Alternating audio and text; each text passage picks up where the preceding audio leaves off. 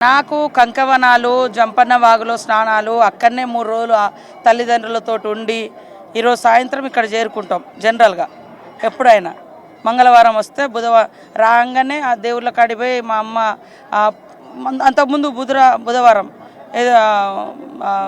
ఎదురు మండమేలిగే పండుగ రోజు ఊర్లలో చేసుకుంటాం.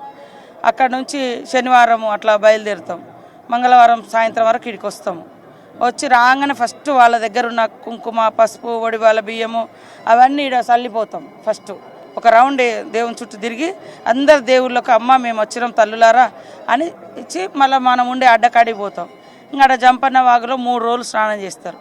సో బుధవారం బేస్తవారం శుక్రవారం అందరు దేవుళ్ళు వచ్చిన తర్వాత బేస్తవారం నైట్ అయినా లేదా శుక్రవారం పొద్దునైనా మొక్కులు చెల్లించుకొని అప్పుడు కోడో ఏదో కోసుకొని అమ్మవారికి చేసి